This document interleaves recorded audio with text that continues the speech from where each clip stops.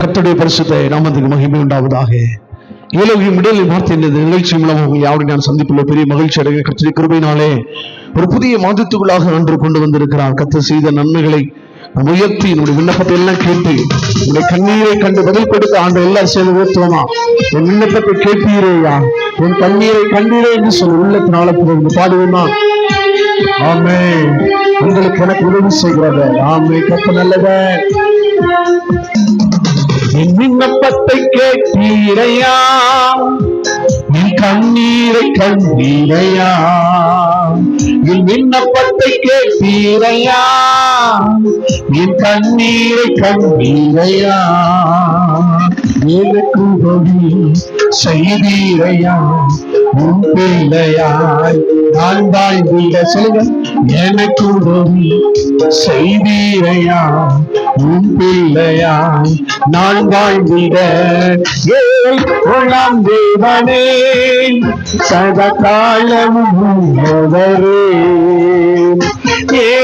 ஏழாம் தேவனே நீரென்றும் உயர்ந்தவரே, வனந்திரமான என் வாழ்க்கையை நீரூற்றாய் மாற்றியதே வன்னீரே. சொல்லுங்க, வனந்திரமான என் வாழ்க்கையை நீரூற்றாய் மாற்றினதே வன்னீரே. எதிரிகள் வெள்ளம் போல் வந்தாலுமே துணை நின்று ஜெயிக்கும் தேவன் நீரே. எதிரிகள் வெள்ளம் போல் அவன் உங்களுக்கு எனக்கு துணை நின்று தேவன் நீரே. புதிய மாதத்துல எனக்கு ஒரு புதிய துவக்கம் வேதம் சொல்லுகிறது. ஏசியா 43:18 சொல்லுகிறது, நீ பூர்வமானவர்களை நினைக்க வேண்டாம், முன்பினைகளை சிந்திக்க வேண்டாம், நான் புதிய காரியத்தை செய்கிறேன். சொல்லுங்க, இந்த காலை நேரத்துல கர்த்தரை ஆராதிப்போம். ஒரு புதிய மாதத்துக்குள்ள 4 மாதங்கள் கிருபையாய் தாண்ட உதவி செய்தது. 5வது மாதத்துல நம்மளை நடத்தி கொண்டிருக்கிறான். வல்லம் இறங்கி கொண்டிருக்கிறது. எல்லா வனாந்திரங்களில் இயேசுவின் நாமத்துல மாறப்போகிறது. அப்படி நல்ல கண்களை மூடி ஜெபம் ஆண்டவரே, என் வாழ்க்கையில காணப்படுற எல்லா வனாந்திரங்கள் இயேசுவின் நாமத்திலே மாறுவதாக. ஹல்லேலூயா, ஹல்லேலூயா. நன்றி அப்பா. நாங்கள் உமக்கு நன்றி சொல்லுகிறோம். வறண்டு போன வாழ்க்கை, மனாந்திரமான சூழ்நிலை, ஒரு புதிய மாதத்துல பிரவேசிக்கும் பொழுது அநேகர் ஒருவேளை இப்படி உணர்றீங்களா? வாழ்க்கை வனாந்திரமா இருக்குது, என் காரியம் வனாந்திரமா இருக்கிறது, என்ன செய்ய போறேன், ஒரு வறட்சியாய் இருக்கிறது, ஒரு பெரிய ஒரு போராட்டமா இருக்குது அப்படின்னா நீங்க ரொம்ப சொல்றாரு, உங்க வனாந்திரம் இல்ல, இன்னைக்கு இயேசு நாமத்தை மாறப்போகிறது. ஹல்லேலூயா. பாலைவனமா இருந்த சூளைவனமாய் மாற்றி நீரையா. நீங்க சொல்ல போறேன், வாழ்க்கை நீங்க பாலைவனமா இருக்குது, வனாந்தரமா இருக்கிறது, துக்கம் நிறைந்த வாழ்க்கை. ஆண்டவரே, பாடுகள் நிறைந்த இந்த வாழ்க்கையில 10 ரூபாய்களோடு நடத்துங்கய்யா. வனாந்திர இயேசுவின் நாமத்துல மாறட்டும் சொல்லி ஆராதிப்போமா?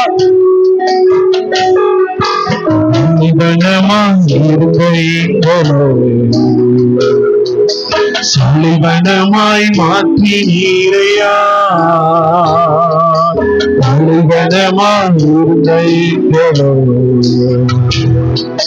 சாலைவனமாய் மாற்றி நீரையா. வறண்ட நீளத்தை போல் இருந்தோமே, இங்கே வயல்வெளியாய் மாற்றி நீரையா. வறண்ட நீளத்தை போல் இருந்தோமே, இங்கே வயல்வெளியாய் மாற்றி நீரையா. வயல்வெளியாய் எல்லாம் வயல்வெளியாய் மாற்றி நீரையா.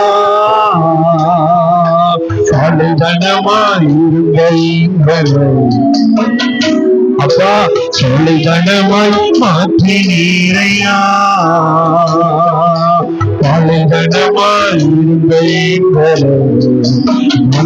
இயேசுவின் நாமத்துல மாறட்டும். இருளான வாழ்க்கை எல்லாம், மனாந்திரமான வாழ்க்கை எல்லாம் இந்த ஆராதனை நேரத்துல பிரியமான கர்த்தருடைய பிள்ளைகளே, ஒரு புதிய மாதத்துல உங்க வாழ்க்கையில் ஆண்டவர் ஒரு வெளிச்சத்தை தருகிறதோடு மாத்திரமல்ல, வனாந்திரத்தை செழிப்பாய் மாற்றுகிறது, வனாந்திரத்துல வழியை உண்டாக்குகிறது, வனாந்திரத்துல ஆறுகளை பாயப்படுகிறவர் உங்களோடு இருக்கிறாரே.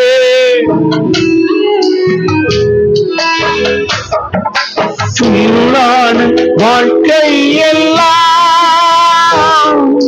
செழிப்பாக மாறி போகும். இருளான வாழ்க்கை எல்லாம் செழிப்பாக மாறி போகும். கண்ணீர் மாறிடும், துக்கம் மாறிடும், கண்ணீர் சொல்லுங்க பார்க்கலாம், துக்கம் மாறிடும். வார்த்தை சொன்னால் ஒரு வார்த்தை சொல்லுங்கப்பா, எங்க வாழ்க்கை வனாந்திரமா செழிப்பா மாறட்டும். வனாந்திரத்தில் இருக்கிற ஆண்டவரே இருள் எங்களை விட்டு விலகட்டும், வனாந்திரத்தினுடைய தனிமைகளை விட்டு மாறட்டும். அப்பா நீங்க ஒரு வார்த்தை சொல்லுங்கய்யா, நீங்க வனாந்திரம் எல்லாம் இன்னைக்கு மாறட்டையா. வனாந்திர ஆறுகள் பாயப்படுவேன்னு சொன்னீங்க, நீங்க அந்த பிரச்சனை இறங்கி கொண்டிருக்கிறது. வனாந்திரத்தை போல உங்க வாழ்க்கையை அந்த பிரச்சனைகளை நீங்க உணர்ந்து போகிறீங்கன்னா, இன்னைக்கே அந்த கர்த்தர் கற்பனை செய்து கொண்டே இருக்கிறார். வனாந்திரங்களை கர்த்தர் மாற்ற போறதற்காக, வனாந்திரத்துல வழியை உண்டாக்க போகிறதற்காக, வனாந்திரத்துல ஆறுகளை பாய பண்ண பிறக்கிறவர்களுக்காக அப்பா நாங்கள் உமக்கு நன்றி சொல்லுகிறோம். இயேசுவின் நாமத்தில் பிதாவே, ஆமென், ஆமென், அல்லேலூயா. கிறிஸ்துவில் பிரியமானவர்களே, இந்த காலை நேரத்துல ஆண்டவருடைய சமூகத்திற்கு நல்ல ஆராதித்தோம், கர்த்தரை துதித்தோம். இந்த புதிய மாதத்துக்கு ஆண்டவர் கொடுத்த எலோகிம் வாக்குத்தத்தம் வாசிக்கலாம். ஏசாயா தீர்க்கதரிசன புஸ்தகம் 43வது அதிகாரம் 19, 18, 19 வாசிக்கலாமே. முந்தினவைகளை நினைக்க வேண்டாம், பூர்வமானவைகளை சிந்திக்க வேண்டாம். இதோ நான் புதிய காரியத்தை செய்கிறேன், இப்பொழுதே அது தோன்றும், நீங்கள் அதை அறியீர்களா? நான் வனாந்தரத்திலே வழியையும் அவாந்தர வெளியிலே ஆறுகளையும் உண்டாக்குவேன். வேதம் சொல்லுகிறது, இதோ வனாந்தரத்துல வழியையும் அவாந்தர வெளிகளில் ஆறுகளையும் உண்டாக்குவேன். இந்த 5வது மாதத்துக்காக ஆண்டவருடைய சமூகத்தில் ஜெபித்துக் கொண்டிருக்கும் பொழுது கர்த்தர் சொன்னாரு, வனாந்திரம் செழிப்பா மாறும், வனாந்திரம் மாறும், வனாந்திரம் ஆறுகளா மாறும் ஆண்டவர் சொன்னாரு. இந்த வனாந்திரமான வாழ்க்கை அப்படி சொல்லி ஆண்டவர் பேசும் பொழுது எனக்குள்ள பயங்கர சந்தோஷமா இருந்துச்சு. ஆண்டவர் சொன்னாரு, நீ பூர்வமான நினைக்காத, உன் முந்தினதை சிந்திக்காத, இதோ நான் ஒரு புதிய காரியத்தை செய்கிறேன். ஆண்டவர் சொல்றாரு, அநேக தியானிச்சிருப்போம், பழசு வேண்டாம், ஆண்டவர் புதிய காரியத்தை புதிய மாதத்துல செய்வார். ஆமாங்க, கண்டிப்பா செய்வாரு. ஆண்டவர் புதியது செய்யும் பொழுது அது எப்படி மாறுதான்? வனாந்திரம் என்னவா மாறப்போதா? ஆறுகளாய் மாறப்போகிறது. அல்லேலூயா. ஒருவேளை இந்த வார்த்தையை கேட்டுக்கொண்டிருக்கிற கர்த்தருடைய பிள்ளைகளே, அநேகருடைய வாழ்க்கையில வனாந்திரம் இருக்குங்க. வனாந்திரம் போன்ற பிரச்சனைகள் இந்த உலகத்துல வராதவங்க யாருமே இருக்க முடியாது. ஏன்னா எல்லா விதத்திலையும் நெருக்கங்கள், வேதனைகள், போராட்டங்கள், தனிமை, துக்கம், அங்கலாய்ப்பு என்று சொல்லி ஒரு மனிதனுடைய வாழ்க்கையில யாராயிருந்தாலும் சரி, எப்பேற்பட்ட மனிதனாய் இருந்தாலும் சரி, ஒரு பெரிய அரசியல் தலைவர்களாய் இருக்கட்டும், ஒரு பெரிய வசதி படைத்த ஒரு கோடீஸ்வரர்களாய் இருக்கட்டும், சாதாரண நடுத்தர மக்களாய் இருக்கட்டும், சாதாரண கஷ்டப்படுகிற ஒரு மனிதனாய் இருந்தாலும், எப்பேற்பட்ட மனுஷனா இந்த பூமியில பிறந்தாலும் அவனுக்கு மனதுல வேதனையும் சஞ்சலமும் துக்கம் தான்.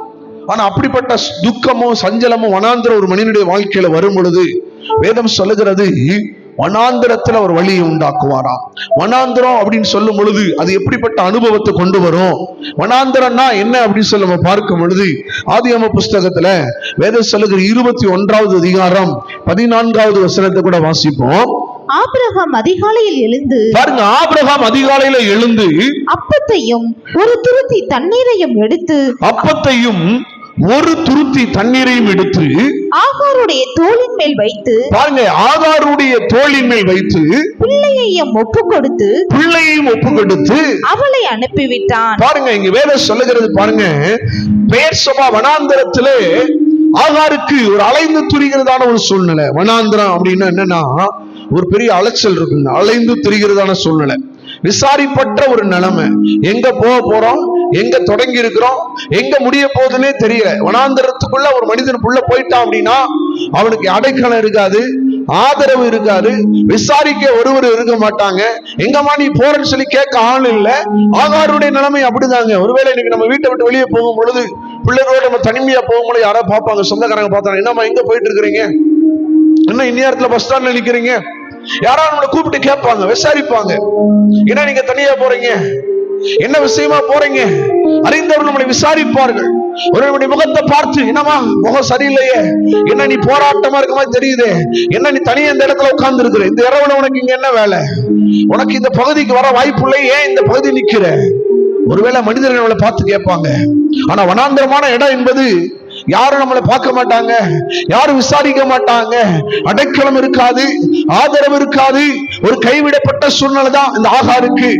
இந்த வனாந்தரம் என்பது எதை குறிக்குது என்று சொன்னால், ஒரு அலைந்து திரிகிறதான ஒரு வாழ்க்கை, ஒரு அலைந்து திரிகிறதான ஒரு வாழ்க்கை. பிரியமானவர்களே, ஒரு நிலையற்ற வாழ்க்கை, ஒரு நிம்மதி இல்லாத வாழ்க்கை தான் இந்த வனாந்தரத்தின் வாழ்க்கை. வேதம் சொல்லுகிறது, ஆகார் இந்த வனாந்தரத்தில் அலைந்து திரிந்தாள். 1 யோவான் புஸ்தகம் 2வது அதிகாரம் 11வது வசனத்தை கூட வாசிப்போமே. 1 யோவான் 2வது அதிகாரம் 11.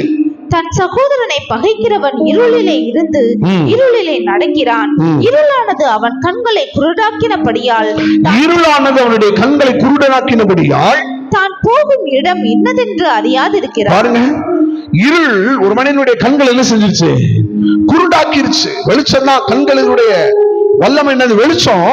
ஆனா அந்த கண்கள் குருடாகும் பொழுது அந்த மனிதன் போகிற இடம் என்னன்னு சொல்லி செய்யாதுங்க, தெரியாது. அநேக நேரம் நல்ல பார்வை இருக்கும், நல்ல படிப்பு இருக்கும், நல்ல திறமை இருக்கும், நல்ல தாளம் இருக்கும், எங்க போக போறேனே தெரியாது. நல்ல படித்தவர்கள் தற்கொலை பண்ணிடுவாங்க, நிறைய பேர் வாழ்க்கையில தோல்வியை சந்திச்சிருப்பாங்க. பார்வை இருக்குது, ஆனா கண்கள்ல இருள் இருக்கிறது. அல்லேலூயா.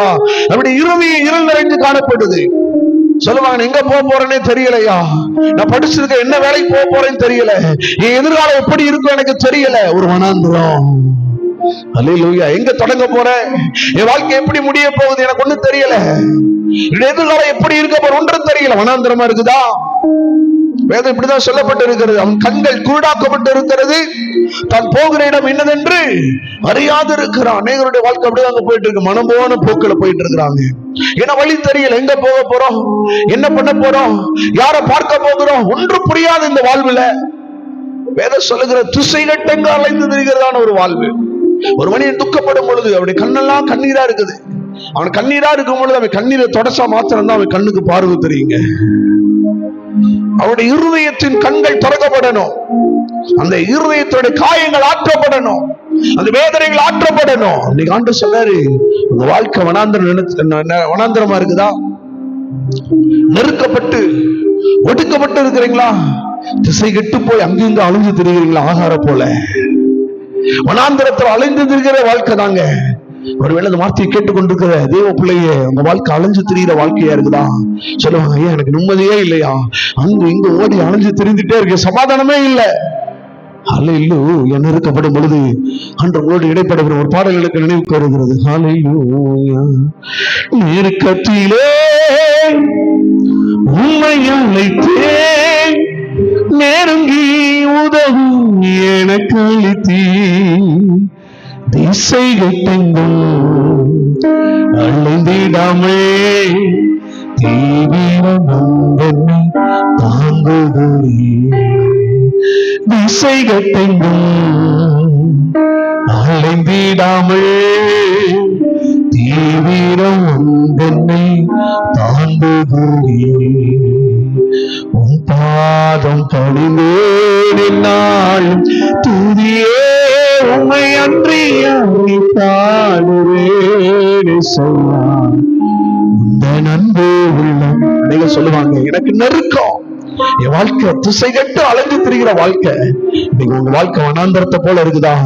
இந்த வனாந்தரத்தை கர்த்தர் மாற்றுவாரு. இந்த வனாந்தரத்துல என்ன நடந்துச்சு தெரியுமாங்க? கர்த்தர் அங்கே ஆகாருக்கு ஒரு துறவை உண்டாக்குனாரு.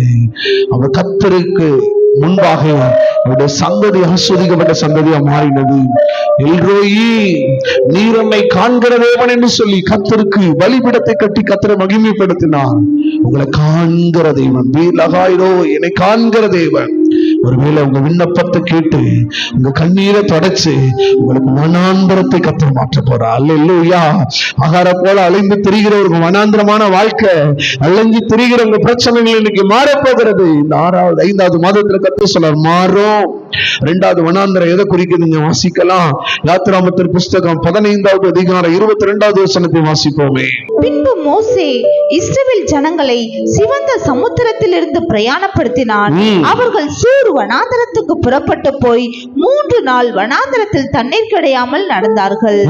3 நாள் வனாந்தரத்திலே அவர்கள் தண்ணீர் இல்லாமல் நடந்தார்கள். இஸ்ரவேல் ஜனங்கள் செங்கடலை தாண்டிட்டாங்க, 3 வனாந்தரத்தை தாண்டாங்க, 4வது மாறான்ற ஒரு இடத்துக்கு வர்றாங்க. தண்ணி இல்ல, அது ஒரு வனாந்தரம். அல்லேலூயா. தண்ணீர் இல்லாத ஒரு வாழ்வு. ஒரு மனுஷன் சாப்பாடு இல்லாம கூட இருந்துடலாம், ஆனா தண்ணீர் இல்லாம என்ன செய்ய முடியாதுங்க, இருக்க முடியாது. தண்ணீர் இல்லைன்னா உலகத்துல உயிரினங்களே கிடையாதுங்க. தண்ணீர் இருந்தா தான் ஆடு மாடு நிலம் பயிர் புல் பூண்டுகள் மனுஷன் எல்லாரும் உயிர் வாழ்வதற்கு தேவை எது அப்படின்னா தண்ணீர். அது மிருகங்களா இருக்கட்டும், செடியா இருக்கட்டும், கொடியா இருக்கட்டும், இந்த தண்ணீர் இல்லைன்னா வாழ முடியாது. ஆனா இந்த ஜனங்களுக்கு வனாந்தரத்துல என்ன இல்லைங்க, தண்ணி இல்ல. ஒருவேளை இந்த தண்ணி கிடைச்சாலும் இந்த தண்ணி என்ன செய்யல, குடிக்க முடியல, அது கசக்குது. சில நேரம் வாழ்க்கையில பிரச்சனை, குறைவு, வறட்சி. வனாந்தரம் வறட்சிங்க, எல்லாம் ஒடுக்கப்பட்டு இருக்குது, எல்லாம் காஞ்சு போய் இருக்கிறது, எதுவும் பலனற்று இருக்கிறது. தண்ணி இல்லைன்னா பலனே இருக்காது, தண்ணி இல்லைன்னா செழிப்பு இருக்காது, தண்ணி இல்லைன்னா ஆகாரம் இல்லை, தண்ணி இல்லைன்னா புஷ்டிப்பு இல்லை, தண்ணி இல்லைன்னா பலன் இல்லை. நல்ல கவனிங்க. ஒருவேளை உங்க வாழ்க்கை வறட்சியா இருக்குது சொல்றீங்களா, ஆண்டவரே வாழ்க்கை வனாந்தரமா இருக்குதா? இன்னைக்கு வறண்டு போன உங்க வாழ்க்கை, வறட்சியான உங்க வாழ்க்கையை கர்த்தர் இன்னைக்கு மாற்ற போகிறார். அல்லேலூயா. வேதம் சொல்லுகிற பிரியமானவர்களே, ஆண்டவர் அந்த தண்ணி கசக்கும் பொழுது ஒருவேளை சில ஆசீர்வாதம் சிலருக்கு இருக்கும், சில நன்மை இருக்கும். ஆனா அந்த நன்மையில வேதனை இருக்கும், துக்கம் இருக்கும், கசப்பு இருக்கும், அனுபவிக்க முடியாது. சில ஆசீர்வாதங்கள் இருக்கும், எல்லாமே இருக்கும், நிம்மதி இருக்காதுங்க, சமாதானம் இருக்காது, கடன் பிரச்சனை பயங்கரமா இருக்கும். ஒருவேளை பிரியமான இந்த வார்த்தையை கேட்டுட்டு இருக்கிறவங்களை பார்த்து கர்த்தர் சொல்றாரு, எனக்கு இந்த வனாந்தரத்துல இருக்கிற இந்த வறட்சி உங்களை விட்டு மாறப்போகிறது. அல்லேலூயா. ஆண்டவர் என்ன பண்ணார் தெரியுமா? இந்த வனாந்தரத்துக்கு இந்த ஜனங்களுக்கு இந்த ஆண்டவர் மோசேக்கு சொல்றாரு, இந்த மரத்தை வெட்டி இந்த தண்ணி எழுதி நீ போடு சொன்ன பொழுதே அந்த மதுரமாய் மாறினது. ஹல்லேலூயா. ஒருவேளை உங்க வாழ்க்கையில இஸ்ரவேல் ஜனங்களை போல தாகத்துக்காக ஏங்கிட்டு இருக்கிறீங்களா? இஸ்ரவேல் ஜனங்கள் தாகத்துக்காக நிற்கும் பொழுது கர்த்தர் சொல்றாரு, இந்த கண்மலையில ஓங்கி அடி அப்படின்றாரு, தண்ணீர் புறப்பட்டு வந்தது. அதே மோசையை பார்த்து இன்னொரு இடத்துல சொல்றாரு, இந்த கண்மலையை பார்த்து என்ன செய்ய, இந்த கோலை நீட்டு அப்படின்றாரு. அப்பொழுது அங்க என்ன, இந்த தண்ணீர் புறப்பட்டு வந்தது. ஹல்லேலூயா. வறண்டு போன உங்க வாழ்க்கையா, வனாந்தரத்துல வழியையும் அவாந்தர வெளிகளில் ஆறுகளை உண்டாக்குவார். நீங்க சமயத்துல கேட்க போகிறோம். 2 காரியத்தோடு கர்த்தர் உங்களோடு என்னோடு பேசி இருக்கிறார். வனாந்தரம் அலைந்து திரிகிற உங்க வாழ்க்கை மாறப்போகிறது. 2வது வாழ்க்கையில காணப்படுகிறதான வறட்சியை கர்த்தர் மாற்ற போகிறார். செழிப்புக்கு நேரம் நடத்தும். நம்ம கண்கள் மூடி ஜெபம் பண்ணுவோம். ஹல்லேலூயா. வேதம் சொல்லுகிறது, ஹல்லேலூயா, வனாந்தரம் அப்பா ஆண்டவரே இயேசுவின் நாமத்துல ஆறுதலாய் மாறுவதாக, ஆண்டவரே செழிப்பாய் மாறுவதாக, வயல்வெளியாய் மாறுவதாக. இந்த புதிய மாதத்துக்குள்ள எங்க ஜனங்கள் பிரவேசித்திருக்கிறாங்க. ஒரு அலைந்து திரிகிற ஆகாருடைய வாழ்க்கை மாறட்டும். ஒரு நீரூற்றை உண்டாக்குனது போல ஆண்டவரே எங்க ஜனங்களுக்கு ஒரு நீரூற்று புறப்பட்டு வருவதாக, பிழைக்கும்படியாக, வாழும்படியாக அந்த வனாந்தரத்தில் அற்புதம் செய்த ஆண்டவர் இன்னைக்கு ஆண்டவரே ஆகாரை போல ஒரு வனாந்தரத்தில் அலைந்து திரிந்து கொண்டிருக்கிற எங்க ஜனங்களுடைய இந்த அலைச்சல்களை மாற்றி ஒரு துறவை காண்பிப்பீராக. இஸ்ரவேல் ஜனங்களுக்கு 3 வனாந்தரத்தை தாண்டி 4வது ஒரு பொழுது கசப்பு, 4வது வனாந்தரத்தில் தண்ணீரை குடிக்க முடியவில்லை, ஆசீர்வாதத்தை அனுபவிக்க முடியவில்லை, ஜனங்கள் பிழைக்க முடியவில்லை. ஒரு விதமான குறைவு, ஒரு விதமான வனாந்திரம், ஒரு விதமான செழிப்பு.